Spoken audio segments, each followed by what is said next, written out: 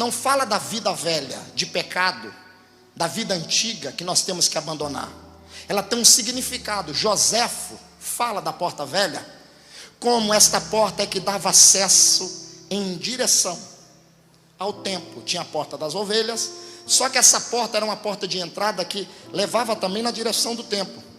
E na frente dessa porta ficavam os anciãos, aqueles de clãs brancas, os velhinhos, os mais experientes, aqueles que sabiam dar conselhos aos jovens. Eles ficavam na frente da porta velha, abriam a Torá e contavam a história do Deus de Israel para todos que passavam. Neemias observa e Neemias vai dizer: 70 anos a história do nosso Deus está caída. É tempo da gente levantar essa história novamente. Então Neemias não vai edificar outra porta, primeiramente, senão a porta velha, que aponta para a palavra. Neemias reforma, ele não troca o molde original, ele faz uma reforma.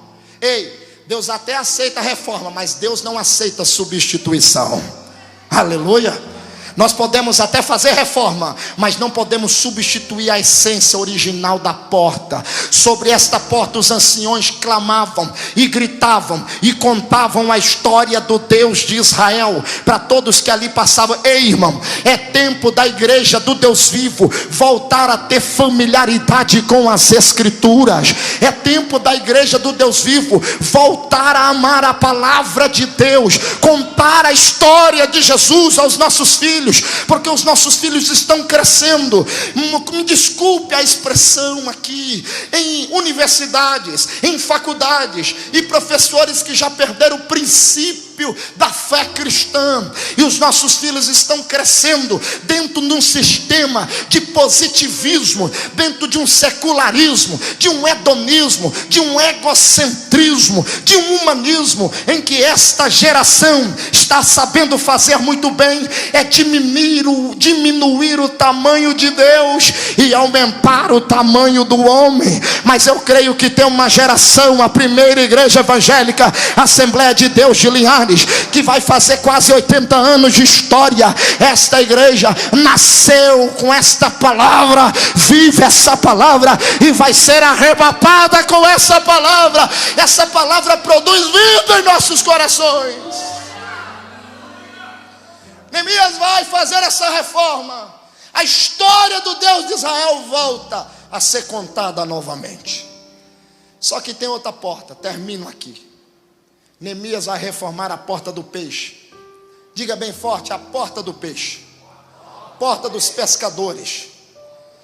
Joséfo também fala que esta porta, na frente dela tinha uma pequena alfândega, aonde eram cobrados os impostos. Era a porta que entrava os alimentos da cidade.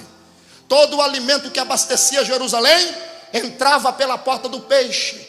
Esta porta era a única das 12 que não tinha tranca pelo lado de fora, ela só tinha tranca pelo lado de dentro. Isto significa que ela só poderia ser aberta por intermédio de quem estava adentro da porta. Os peixes vinham, e a pessoa que estava lá dentro tinha que saber o horário exato de abrir, porque só abria por dentro. Esta porta, ela aponta na vida da igreja a evangelização e o nosso trabalho. Mateus capítulo 4, versículo 18 e 19. Jesus vai ao mar de Tiberíades da Galileia, e Jesus vai chamar discípulos e vai dizer: larga as redes, e a partir de hoje vos farei pescadores de homens. Esta porta aponta para o trabalho sacrificial da igreja de Jesus em pleno século 21.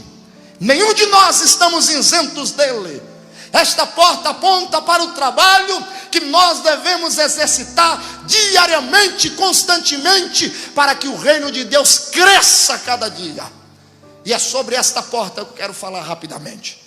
Ela era aberta pelo lado de dentro. Então os pescadores vinham, traziam seus molhos, traziam os peixes, depositavam ali a parte que era a carga tributária, e os demais entravam para dentro da cidade.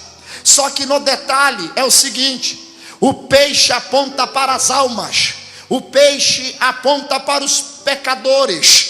Se a porta só era aberta pelo lado de dentro, isto significa que Jesus não deu a mais ninguém, a não ser a igreja, a chave que abre a porta da evangelização. Se a igreja negligencia, se a igreja não obedece, se a igreja não abrir, não tem como os pecadores virem aceitar a Jesus como Senhor e Salvador.